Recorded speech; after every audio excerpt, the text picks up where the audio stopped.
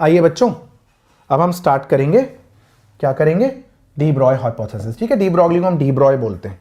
तो de Broglie hypothesis हमारा अगला टॉपिक है, डी ब्रॉय वेवलेंथ। ठीक है, डी ब्रॉय वेवलेंथ या डी ब्रॉय हाइपोथेसिस। ठीक है, मैटर वेव्स कहते हैं इन्हें। तो कोई भी मूविंग पार्टिकल जो है ना बालको, कोई भी मूविंग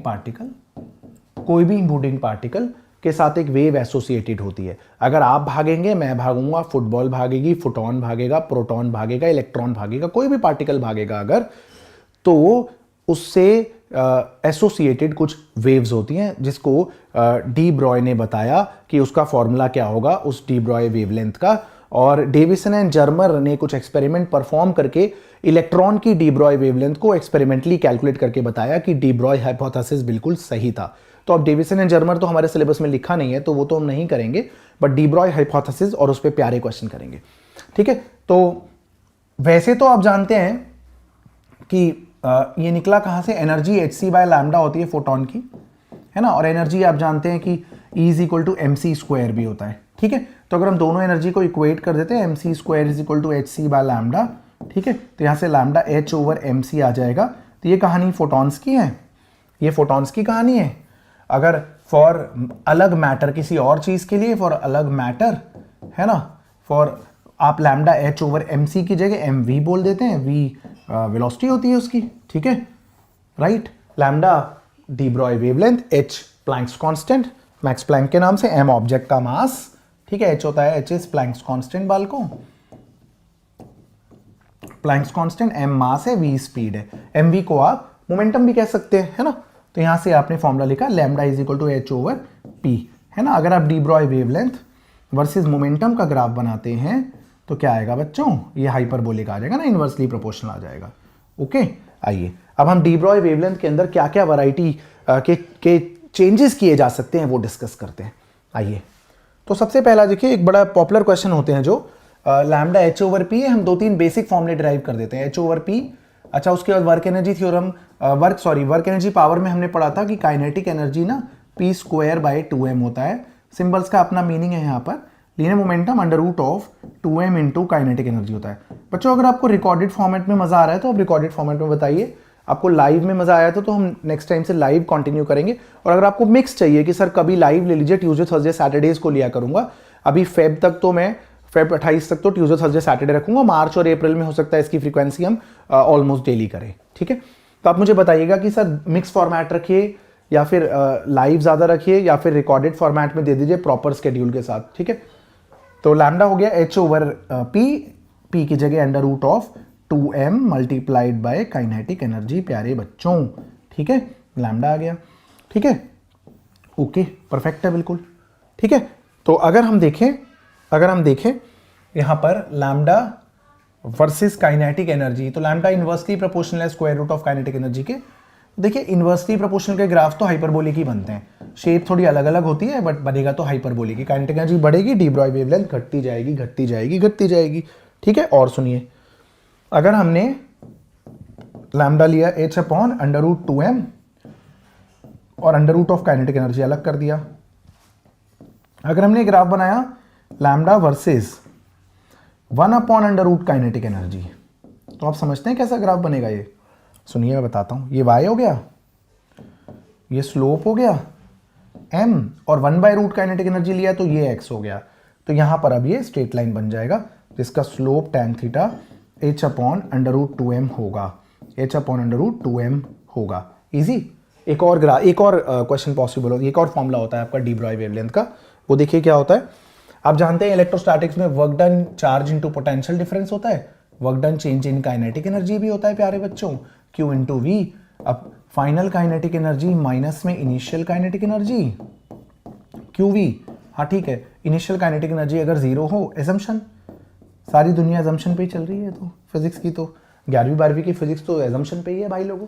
ठीक है, काइनेटिक एनर्जी मैंने QV ले ली तो h upon under root 2m, kinetic energy की जगह मैंने Q इंटू पोटेंशियल लिख दिया प्यारे बच्चों।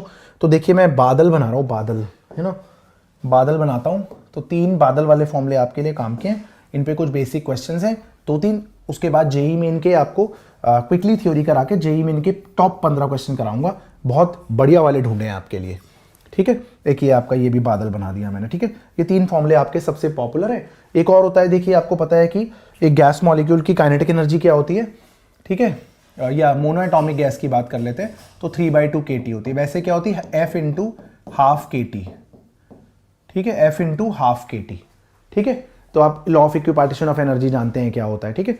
तो अगर हम मोनो एटॉमिक की बात करते हैं, न्यूट्रॉन की या किसी और चीज़ की, कोई गैस की, तो काइनेटिक एनर्जी मोनो एटॉमिक की क्या हो जाएगी, 3/2 kB × T, ठीक है। वैसे इंटरनल एनर्जी का फॉर्मूला होता है काइनेटिक, ये internal energy of gas molecule. मैंने मान लिया कि इंटरनल एनर्जी मान लो कि सिर्फ काइनेटिक एनर्जी की फॉर्म में है, तो ठीक है।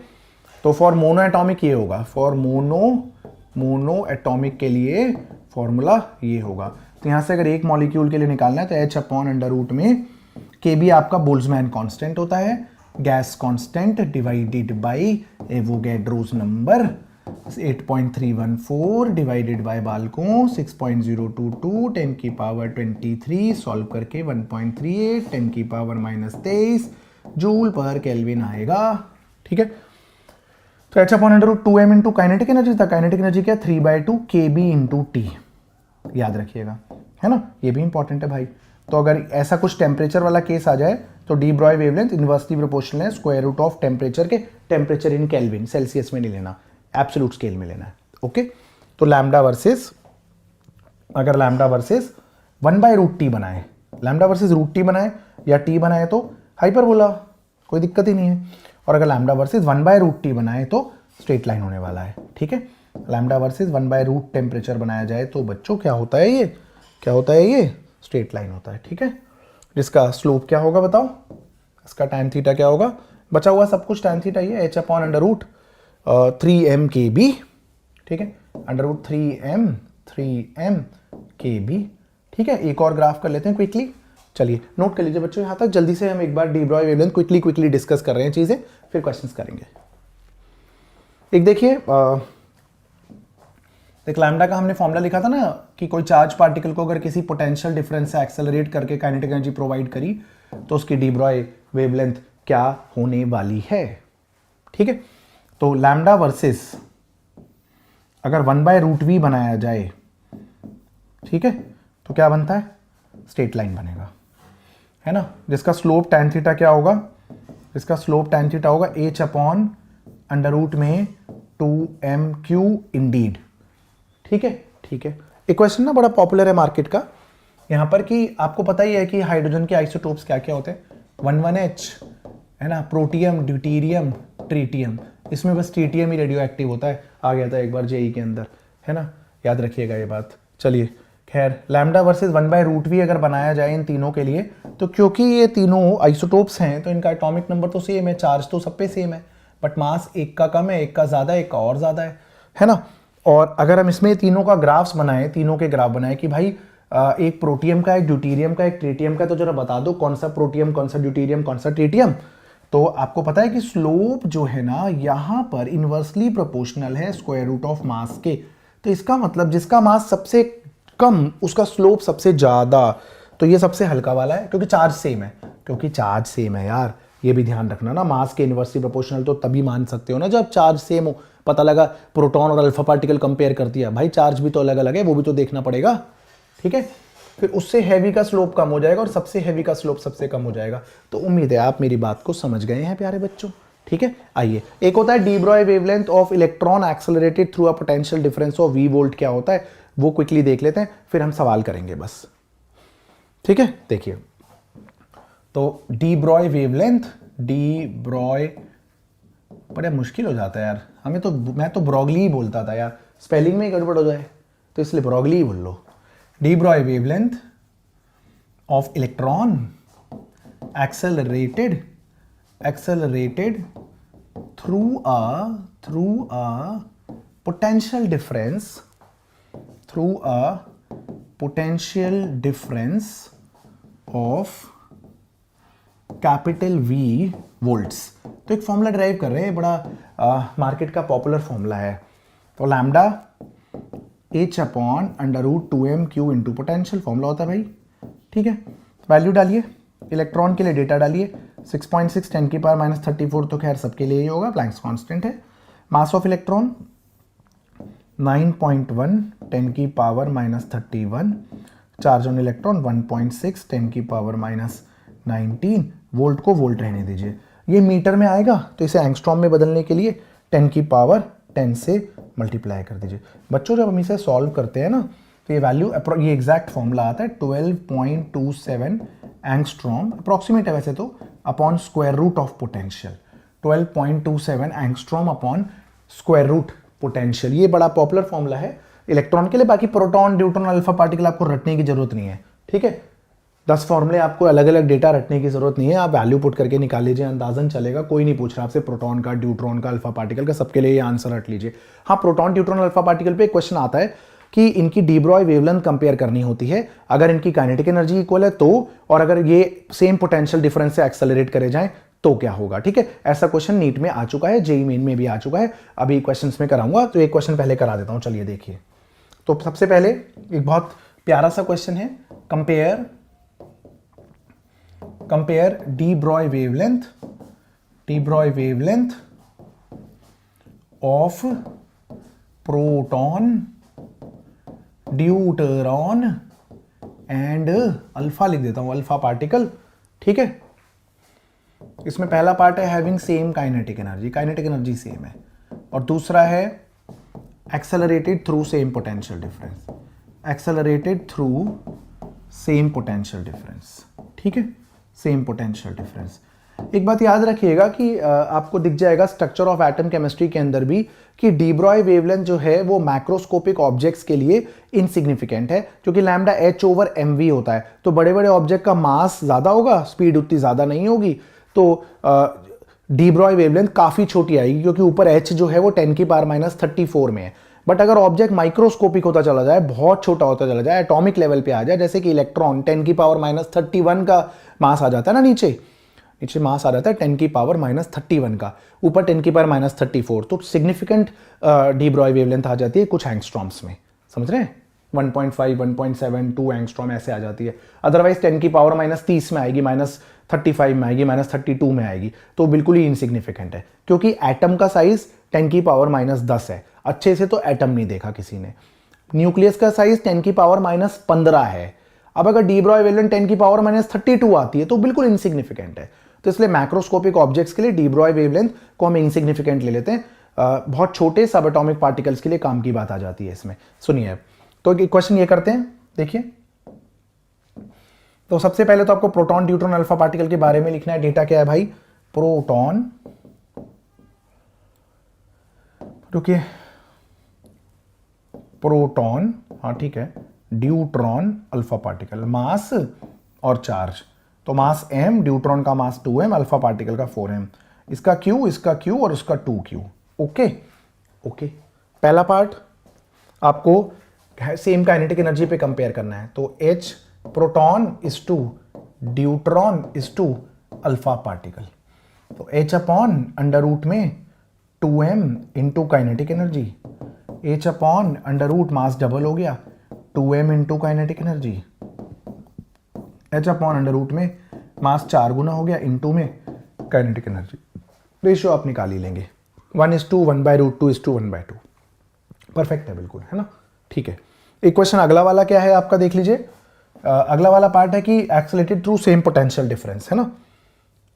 देखिए, तो ये h अपॉन अंडर रूट में 2m/q potential is to h upon under root में 2 into 2m into q into potential, h upon under root में 2 इंटू मास 4 गुना चार्ज डबल इंटू पोटेंशियल, ठीक है। तो देख लीजिए 2mqv 2mqv उड़ा दीजिए, 2mqv 2mqv 2mqv h h h 1:1 by root 2 1/2 root 2 दिख रहा है भाई ये तो, ठीक है बच्चों। तो काफ़ी बढ़िया सवाल होते हैं ये वाले, ये बेसिक सवाल है डी ब्रॉय वेवलेंथ के, और ये नीट में आ चुके हैं ऐसे सवाल। अब हम कुछ जेईई में इनके बहुत प्यारे, बहुत पॉपुलर सवाल करते हैं, super important for your NEET exam also, और आपको हर सवाल में कुछ नया सीखने को मिलेगा। आइए स्टार्ट करते हैं।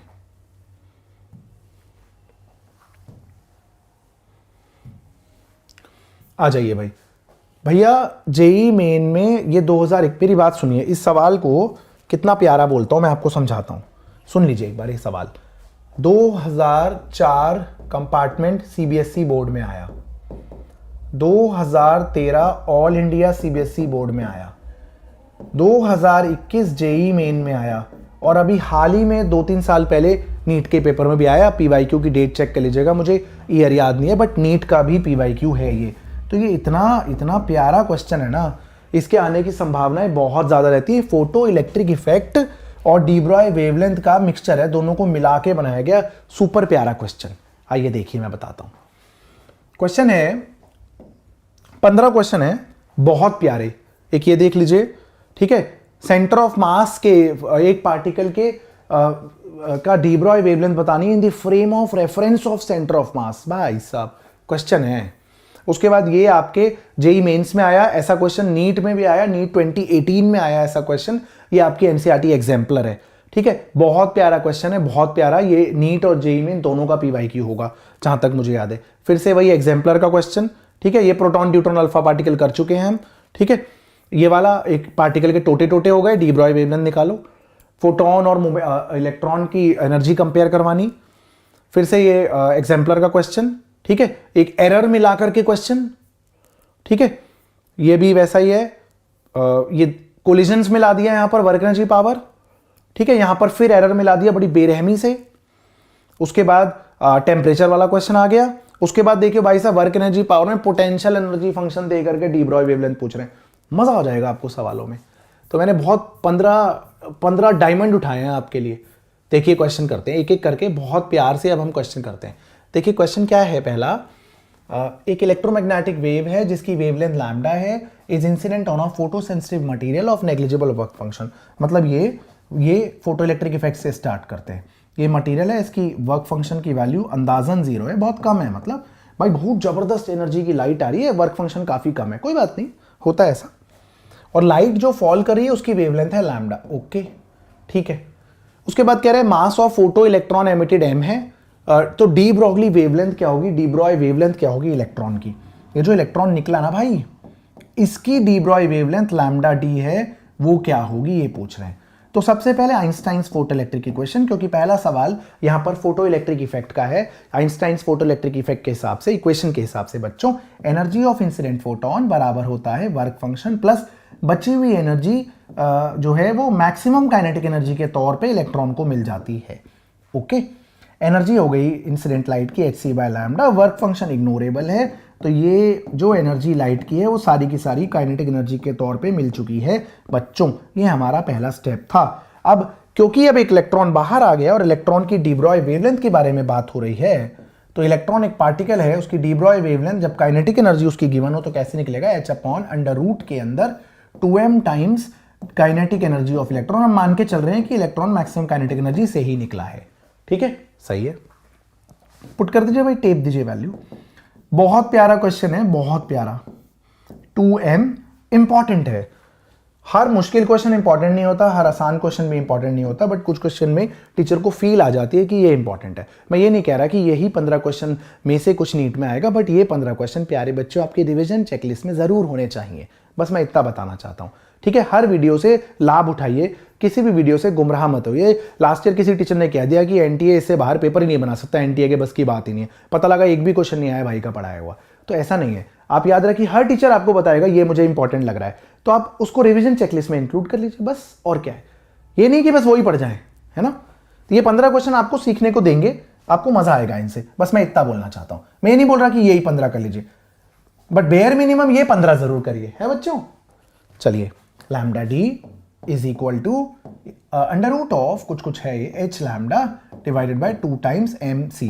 तो 2004 बोर्ड के अंदर ये प्रूव करना था, ठीक है। 2013 बोर्ड के अंदर इसका स्क्वायर पूछा था, नीट और जेईई मेन में भी ऐसे ही पूछा हुआ है। आइए स्क्वायरिंग कर लीजिए अगर मन कर रहा है तो। स्क्वायरिंग तो मन क्या कर रहा है, ऑप्शन ही मैच नहीं हो रहा तो करना तो पड़ेगा ही।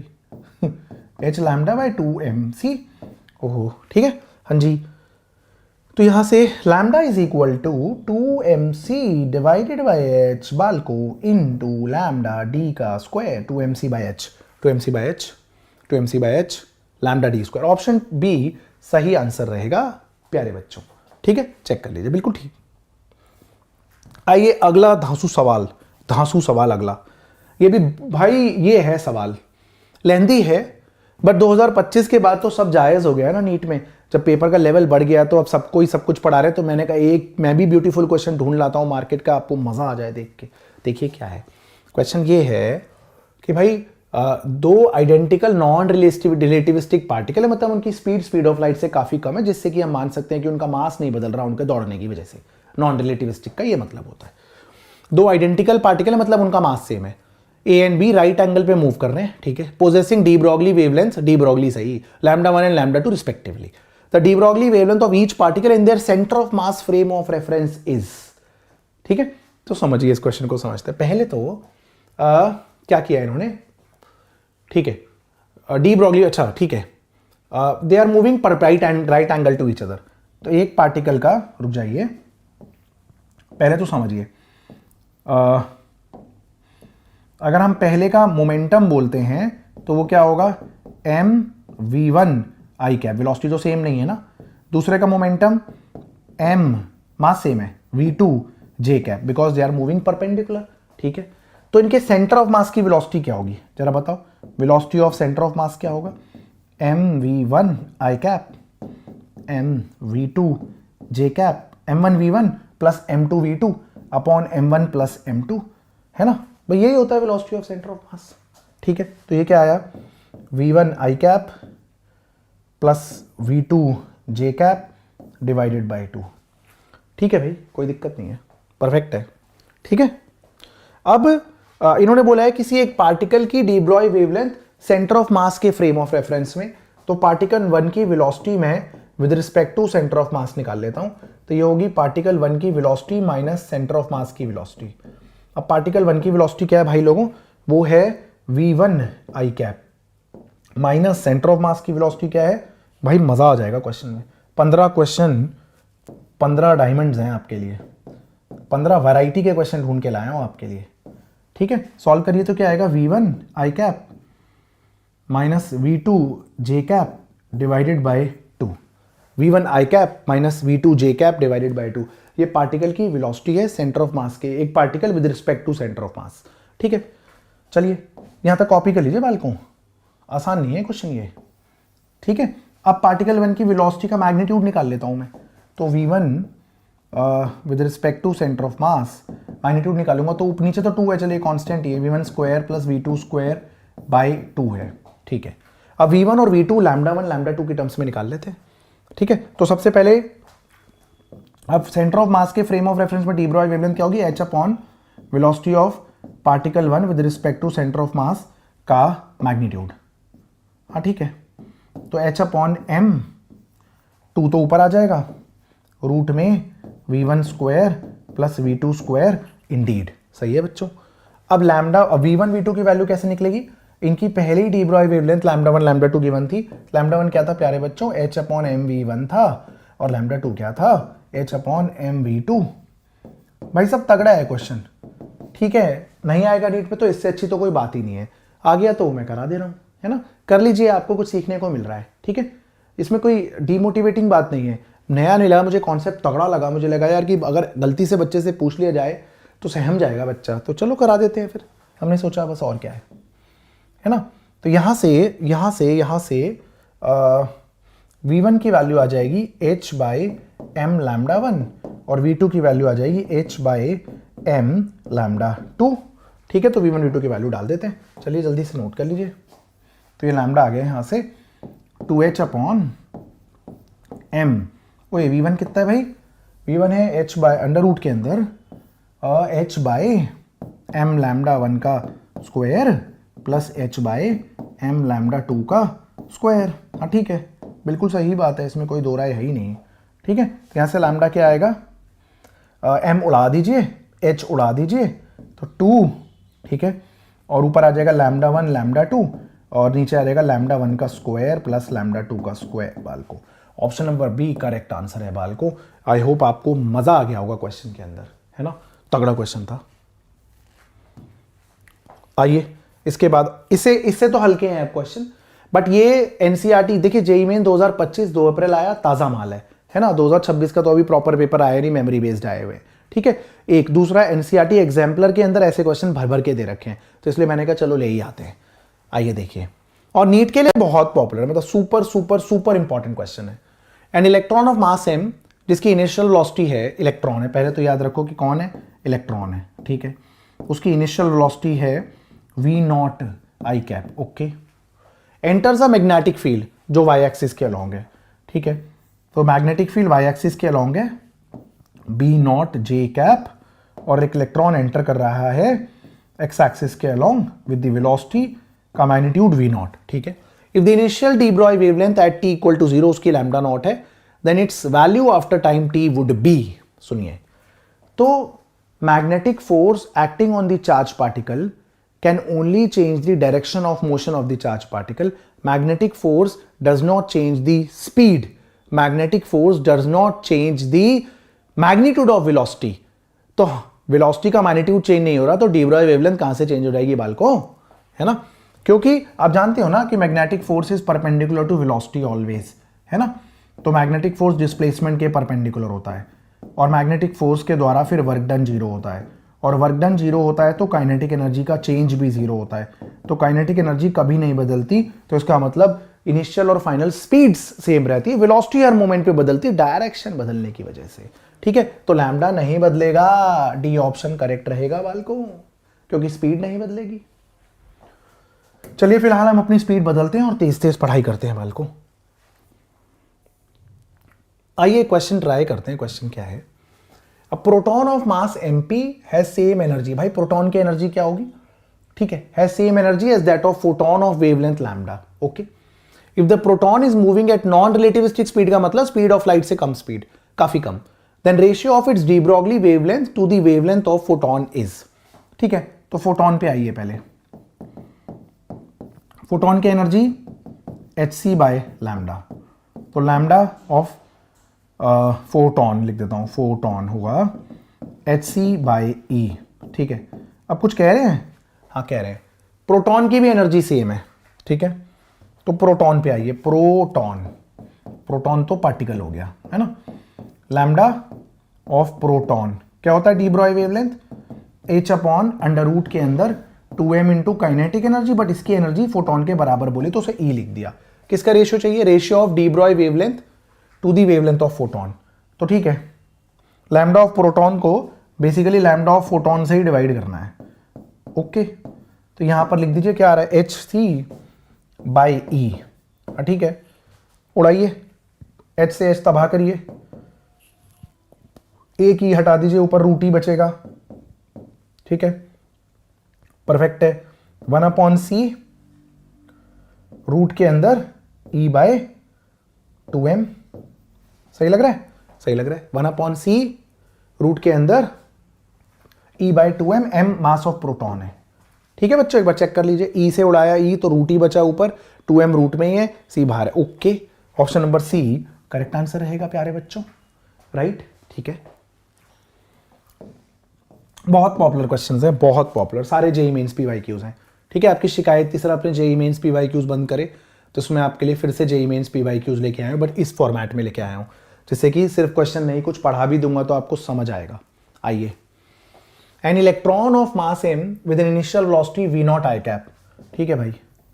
इलेक्ट्रॉन की initial velocity v not I cap, ये रहा इलेक्ट्रॉन, इनिशियल वेलोसिटी भाग रहा है एक्स एक्सिस के अलोंग शुरुआती दौर में, okay. Enters the electric field minus के कैप के अलोंग, सुनिए भाई, अब इलेक्ट्रिक फील्ड ना माइनस के कैप के अलोंग, नेगेटिव जेड एक्सिस में इलेक्ट्रिक फील्ड है, ओके।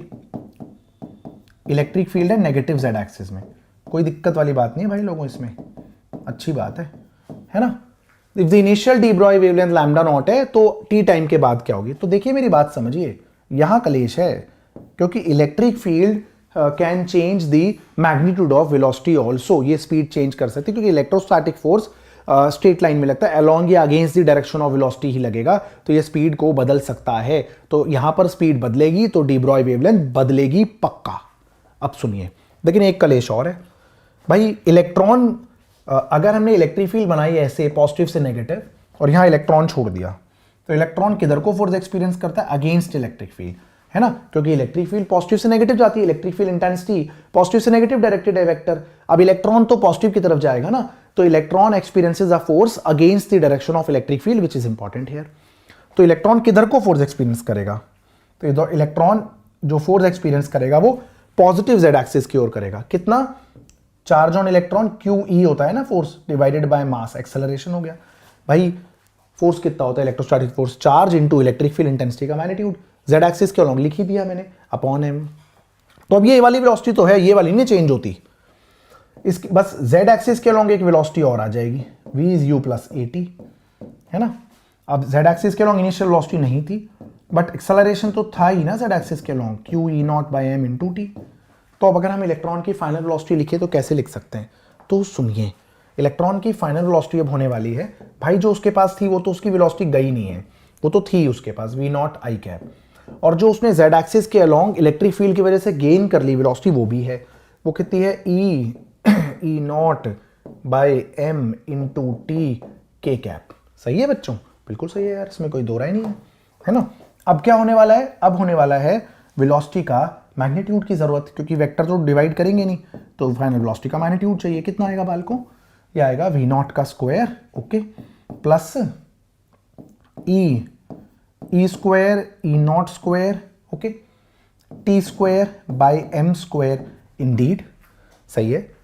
तो फाइनल डी ब्रॉय वेवलेंथ क्या होगी, वो होगी h/m इंटू फाइनल वेलोसिटी का मैग्नीट्यूड। फाइनल वेलोसिटी का मैग्नीट्यूड क्या है, v0 का square plus e square E0 square t square by m square. ठीक है, अब आपको चाहिए क्या, अब आपको चाहिए फाइनल डी ब्रॉय वेवलेंथ की टर्म्स में आंसर, है ना। Initial de Broglie wavelength lambda not है, तो अब आप क्या करेंगे, अंदर से v0 कॉमन ले लीजिए, h/m v0।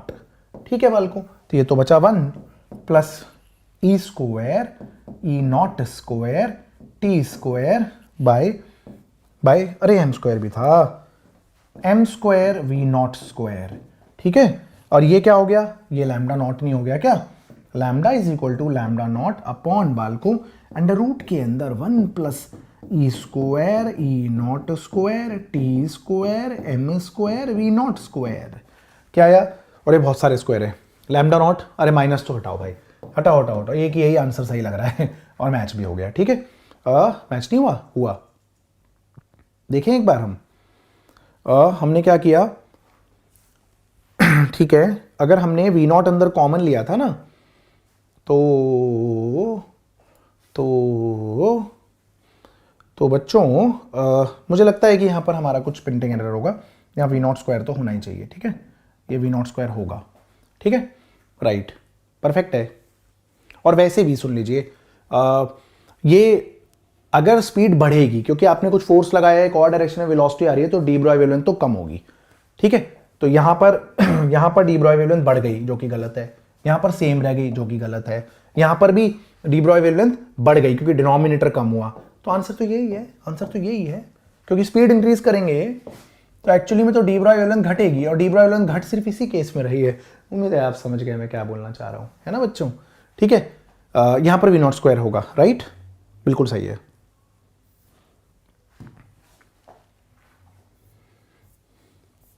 ये वाला क्वेश्चन हमने डिस्कस कर लिया, अच्छा ये नहीं किया है।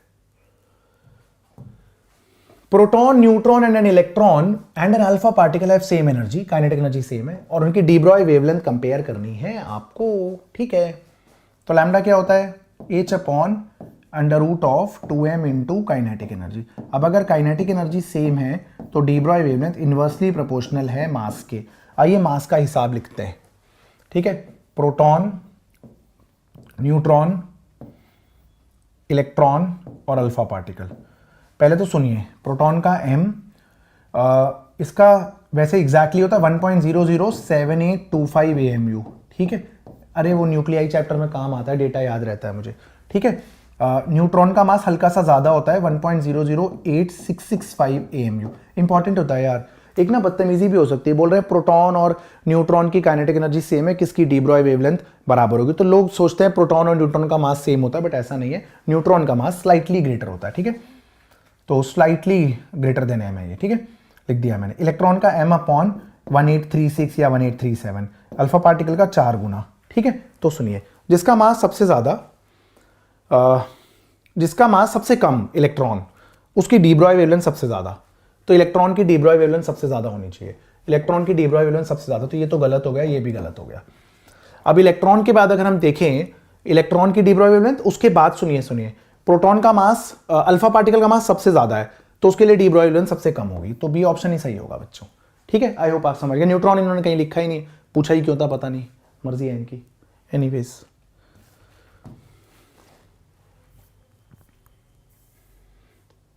आइए बच्चों 2022 जेईई मेन का सवाल है। सवाल यह है कि एक मास m था, उसके टोटे टोटे हो गए अपने आप ही, ठीक है, कुछ इंटरनल फोर्सेस की वजह से, और जब सिर्फ इंटरनल फोर्सेस एक्ट करते हैं तो लीनियर मोमेंटम कंजर्व्ड रहता है। ठीक है, बस यही करना है। A nucleus of mass capital M के टोटे टोटे हो जाते हैं at rest, splits into two particles having masses m/3 to m/3। ठीक है, कोई बात नहीं। The ratio of de Broglie wavelength of two particles will be, सुनिए, मोमेंटम कंजर्व कर दो भाई, ये पार्टिकल है, ठीक है। अब इसका मोमेंटम इनिशियली 0 था और बाद में दो पार्टिकल बने, उनके मोमेंटम का वेक्टर सम p1 और p2 मान लिया।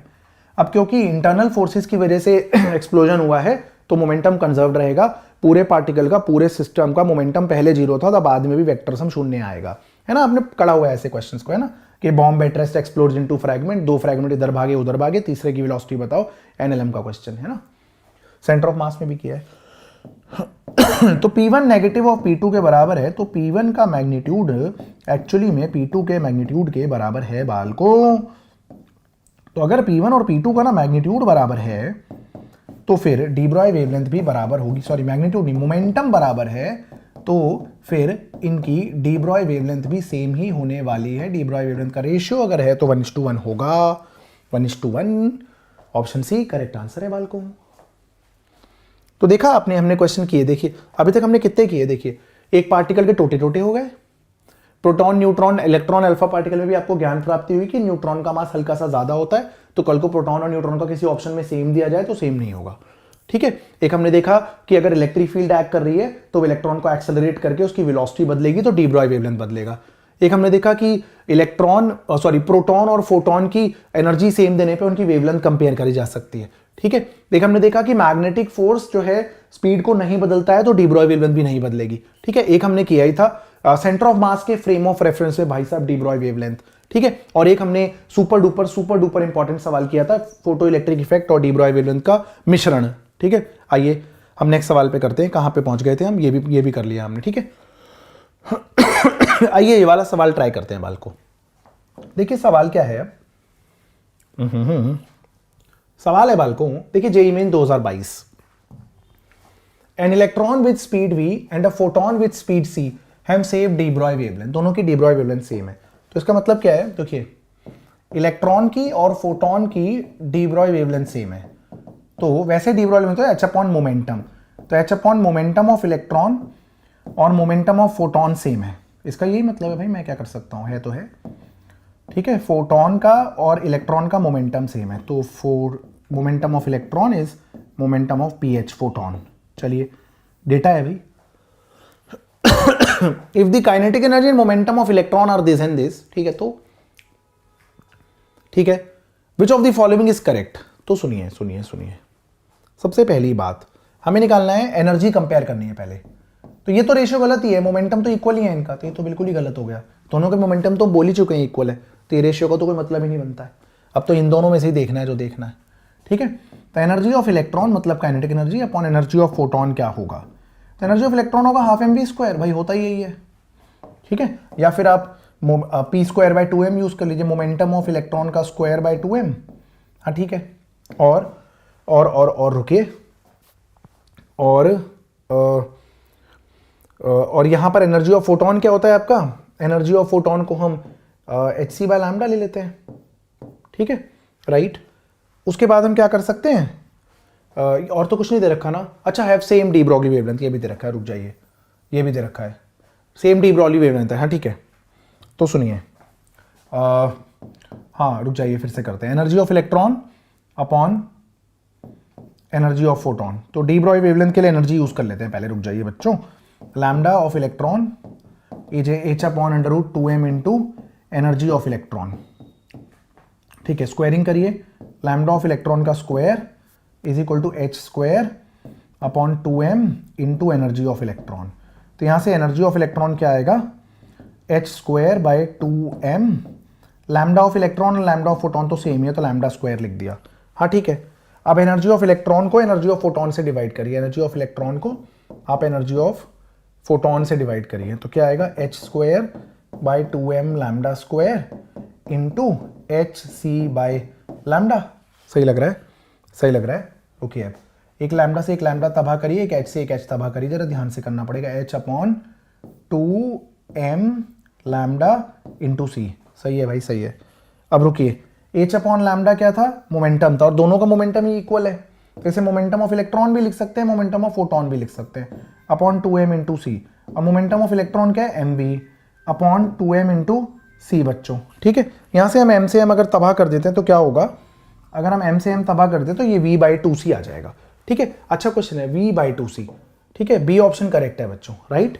काफ़ी बढ़िया क्वेश्चन था, तो आप कई बार इसके पैरामीटर्स में घूम सकते हैं, तो यहाँ ध्यान देना पड़ता है हमें इन क्वेश्चंस में।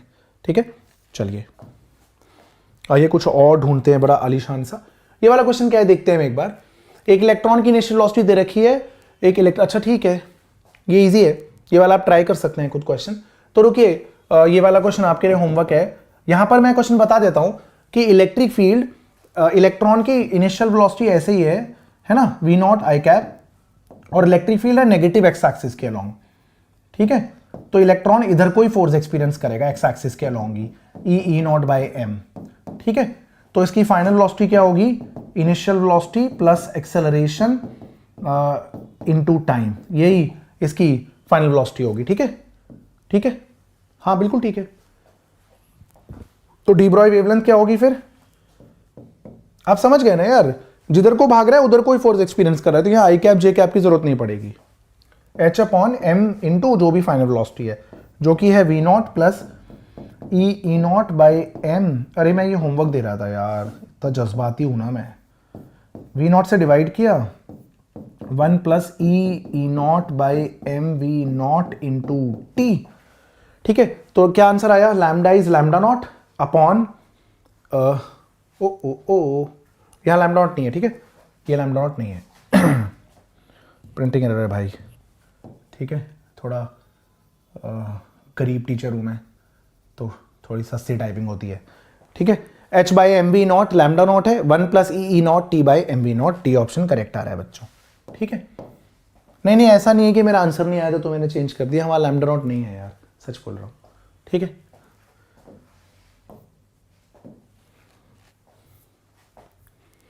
और ये भाई साहब बहुत तगड़ा क्वेश्चन लग रहा है देखने में, बहुत तगड़ा। ठीक है, ट्राई करते हैं क्वेश्चन, देखते हैं। इसके बाद भी है हमारे पास ऐसा क्वेश्चन, ये वाला आपको होमवर्क दे दूंगा, ये वाला भी ठीक ठाक क्वेश्चन है, कोलिजन वाला। ये बहुत प्यारा एरर का क्वेश्चन है, उसके बाद एक टेम्परेचर का क्वेश्चन है, एक ही पोटेंशियल। 4-5 क्वेश्चन रह गए, बहुत प्यारे क्वेश्चन है। आ जाइए, हिम्मत नहीं हारनी है, मेहनत करते रहना है जीवन में, है ना। आइए, an electron of mass m and magnitude of charge e initially at rest gets accelerated by a constant electric field. ठीक है, the rate of change of de Broglie wavelength of this electron at time t ignoring relativistic effect is। ठीक है, initial velocity 0 थी, हाँ initially rest था electron, rest पे। Final velocity क्या होगी, अरे u कैसे बना दिया, फाइनल वेलोसिटी होगी v is u plus at, यही होगी बिल्कुल होगी, u0 acceleration e capital E by m into T, मैंने मैग्नीट्यूड कंसिडर किया। ठीक है, ठीक है, ठीक है, और क्या होगा, अब डी ब्रॉय वेवलेंथ क्या होगी किसी मोमेंट पे, ये होगी h upon M V, M E T by M. चलो भाई m से m उड़ाओ, पहले तो m से m उड़ाओ, उड़ा दिया। तो डी ब्रॉय वेवलेंथ क्या होगी, h अपॉन ई टी। देखने में आसान लगते हैं बच्चों, जेईई मेंस 2020 का क्वेश्चन है, प्यारा क्वेश्चन है। The rate of change of de Broglie wavelength of this electron क्या होगा, डिफरेंशिएट करना है टी के रिस्पेक्ट में, बेफालतू, मतलब इतना आसान क्वेश्चन है, डिफरेंशिएट करवा रहे हैं बस एक। D lambda by D T, H by E constant है, 1 अपॉन टी का derivative minus 1 upon T square, बस।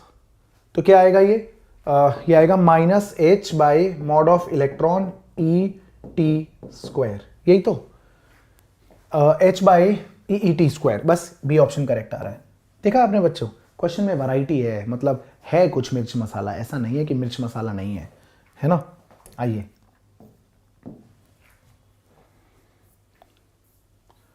ये वाला क्वेश्चन अब आप कर लीजिएगा यार, है ना, बहुत मेहनत कर चुके हैं कि इलेक्ट्रॉन की इनिशियल वेलोसिटी आई और जे के अलोंग है। अब नेगेटिव के कैप के अलोंग अगर फील्ड होती है तो एक्चुअली में इलेक्ट्रोस्टैटिक फोर्स पॉजिटिव के कैप के अलोंग लगेगा, जो कि ई नॉट बाय एम लगेगा, small E charge on electron into electric field E nought by mass. उसकी वजह से जेड के अलोंग भी एक वेलोसिटी आ जाएगी। फाइनली वेलोसिटी का मैग्नीट्यूड ले लीजिएगा और लैम्डा एच अपॉन जो फाइनल वेलोसिटी का मैग्नीट्यूड होगा वो होगा, वहां से आपको वी नॉट कॉमन लेना पड़ेगा। ठीक है, तो आप कर लीजिएगा, ये वाला क्वेश्चन होमवर्क है आपके लिए। जेईई मेन 2020 8 जनवरी वाले क्वेश्चन का आंसर क्या होगा कमेंट्स में बताइएगा। ठीक है, एबीसीडी में से क्वेश्चन कौन सा है 2000 पूरा लिखिएगा। जेईई मेन 2020 के क्वेश्चन का आंसर ये है ABCD। ठीक है, कमेंट्स में लिखिएगा।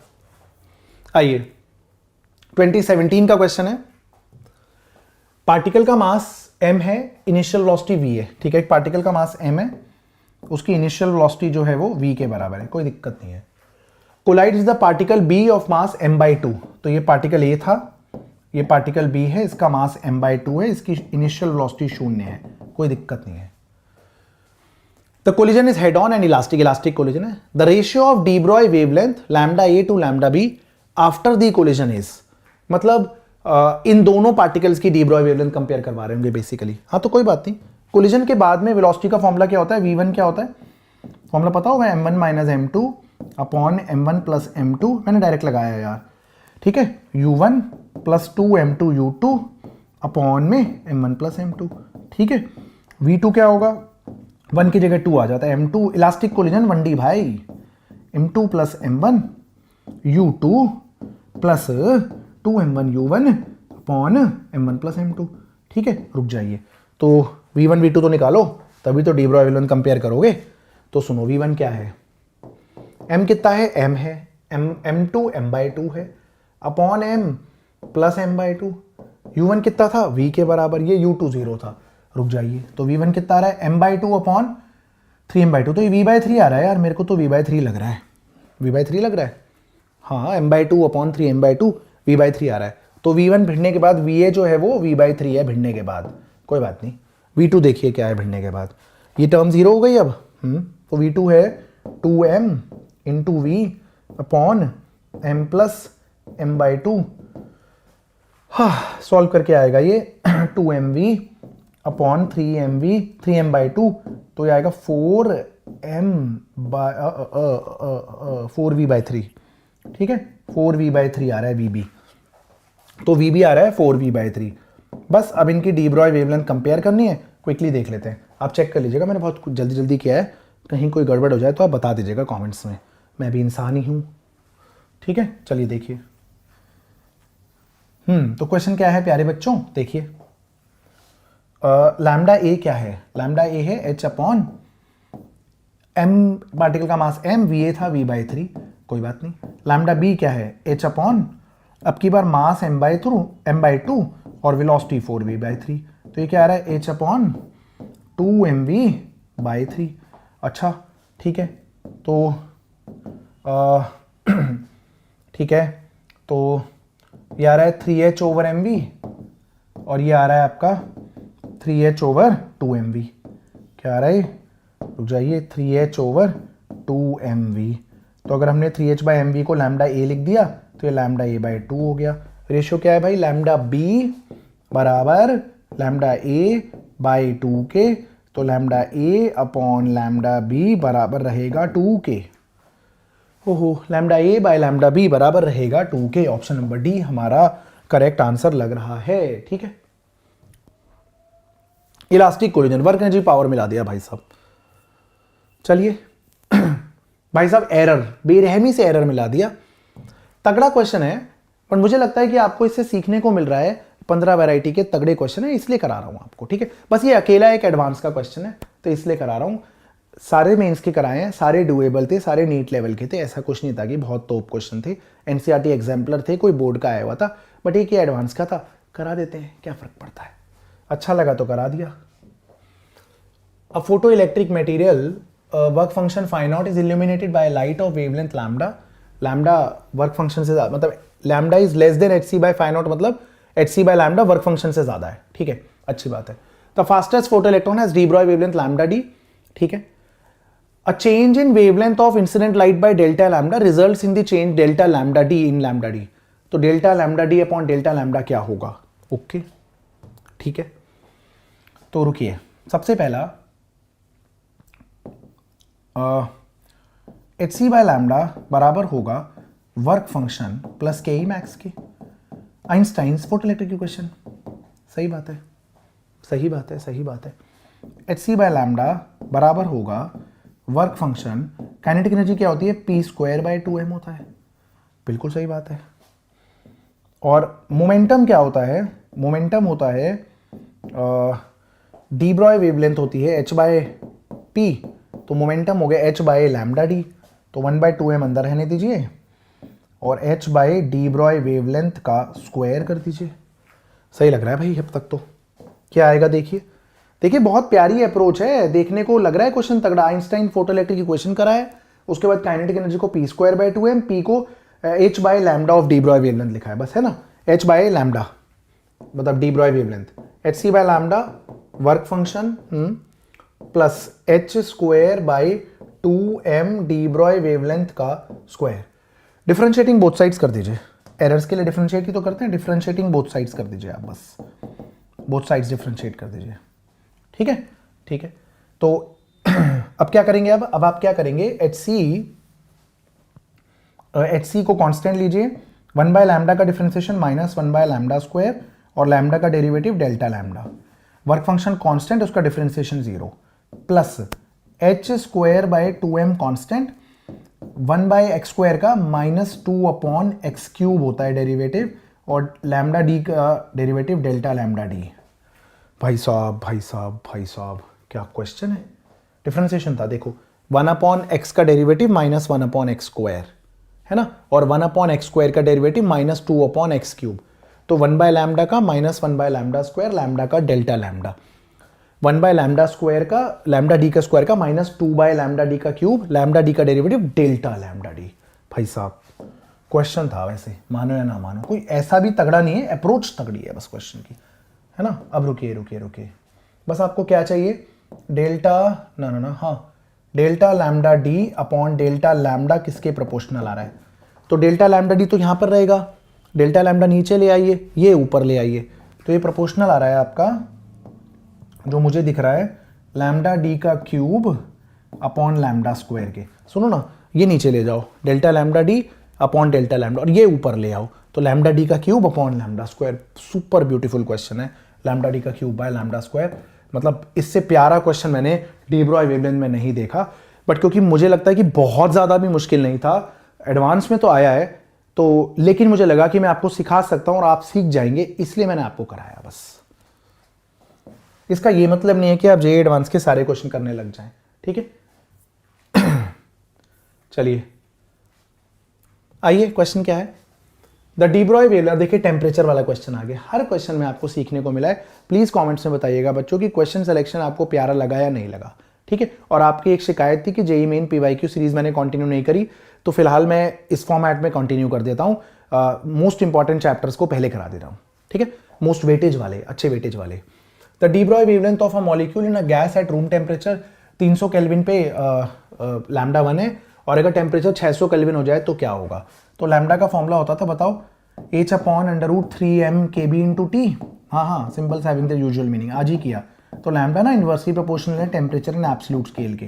प्यारे बच्चों, अब अगर हमें लैम्डा 1 बाय लैम्डा 2 निकालना है ना, तो रेशियो होगा रूट के अंदर T2 बाय T1 टेम्परेचर का। अब T1 कितना था प्यारे बच्चों? ये था 300, T2 कितना था? हाँ जी 600, 600 बाय 300 बाल को √2 आ गया, निकाल लीजिएगा। क्या चाहिए आपको? लैम्डा 2 चाहिए। लैम्डा 1 बाय लैम्डा 2 √2 है, तो लैम्डा 2 ना आपका लैम्डा 1 बाय √2 आया है मेरे हिसाब से। प्यारे बच्चों, ऑप्शन नंबर डी आपका सही आंसर है। बहुत प्यारा क्वेश्चन, आप देख लीजिए, जेईई मेन 2023 का मामला है, इजी क्वेश्चन है ना। आइए देखते हैं कुछ और मिल जाए तो। अरे बस, अंतिम प्रहार 2005 का है, जब मैंने अपनी क्लास 12th करी थी और मैंने DTU में एंट्री ली थी, ठीक है। चलिए भाई, work energy power D Broglie wavelength के लिए मिला दिया, लेकिन देखने में ऐसा लग रहा है क्या दे रखा है और क्या पूछा है, लेकिन बहुत ही मासूम क्वेश्चन है, कुछ भी नहीं है। कह रहे हैं कोई पोटेंशियल एनर्जी फंक्शन है किसी पार्टिकल का, पोटेंशियल एनर्जी ई नॉट के बराबर है 0 से x के बीच में, और फिर 0 हो जाती है जब x 1 से बड़ा है, और 0 से x के बीच में पार्टिकल की डी ब्रॉय वेवलेंथ लैम्डा 1 है। कोई पार्टिकल चल रहा है भाई कहीं 0 से लेकर के x इक्वल टू 1 तक, फिर आगे भी जा रहा है कहीं। अब 0 से लेकर के 1 तक जब x कोऑर्डिनेट आता है तो उसकी पोटेंशियल एनर्जी ई नॉट है और बाद में उसकी पोटेंशियल एनर्जी खत्म हो जाती है, ऐसा कुछ समझ लीजिए, ये क्वेश्चन है। अब कह रहे हैं पहले डी ब्रॉय वेवलेंथ लैम्डा 1 है, जब x से आगे निकल गया 1 से ज्यादा पे तो डी ब्रॉय वेवलेंथ लैम्डा 2 हो गई, टोटल एनर्जी उसकी हमेशा 2 ई नॉट है, तो लैम्डा 1 और लैम्डा 2 का रेशियो बताना है। अरे तो कुछ भी ना है भाई, बहुत ही नकली क्वेश्चन है। x जब 0 से 1 के बीच में, जब पार्टिकल 0 से 1 के बीच में दौड़ रहा है तो बताइए उसकी पोटेंशियल एनर्जी कितनी है। क्वेश्चन कह रहा है कि उसकी पोटेंशियल एनर्जी ई नॉट है। अच्छा तो काइनेटिक और पोटेंशियल मिला के कितनी है, वो कह रहे हैं हमेशा ही 2 ई नॉट है, तो ठीक है भाई, तो kinetic plus E nought is equal to 2 E nought बाल को, तो पार्टिकल की काइनेटिक एनर्जी है ई नॉट। ओके, तो डी ब्रॉय वेवलेंथ कितनी है भाई, तो वो है h upon under root of 2m E nought. ठीक है भाई, बिल्कुल सही है। अब क्या बोल रहे हैं, x 1 से ज्यादा हो गया तब पार्टिकल ऐसी जगह पे चला गया जहां जिसका x कोऑर्डिनेट 1 से बड़ा है, तो वहां पोटेंशियल एनर्जी शून्य हो गई। अब काइनेटिक और पोटेंशियल का sum total energy 2 E not ही है, तो यहां से काइनेटिक एनर्जी फिर भाई ये तो 0 है ना, काइनेटिक एनर्जी फिर 2 ई नॉट हो गई, तो फिर लैम्डा 2 क्या हो गया, लैम्डा 2 आ गया h अपॉन अंडर रूट के अंदर 2 times m into 2 E not, जो कि आपका सॉल्व करके लैम्डा 1/√2 आएगा। प्यारे बच्चों, आपको मज़ा तो आया होगा क्वेश्चंस में। नेक्स्ट लेक्चर के अंदर ट्यूसडे को या तो लाइव फॉर्मेट में या प्रीमियर या रिकॉर्डेड, जैसा आप चाहेंगे कमेंट्स में लिखिएगा, उस फॉर्मेट में एटम स्टार्ट करेंगे। डुअल नेचर मैंने आपको करा दिया है, 2 ही टॉपिक होते हैं, फोटो इलेक्ट्रिक इफेक्ट और डी ब्रॉय वेवलेंथ। उसके बाद एटम्स, मॉडल्स ऑफ एटम्स, बाकी वो radius, velocity, kinetic, potential, total binding energy, एक एटम्स का वन शॉट। उसके बाद एटम्स के बाद एक न्यूक्लियाई का वन शॉट, फिर सेमीकंडक्टर के में 2-3 लग जाएंगे यार, क्योंकि एक पूरी क्लास लॉजिक गेट्स को देना चाहता हूँ। चलिए तब तक के लिए आपसे अलविदा लेता हूँ बच्चों। All the very best for your exam.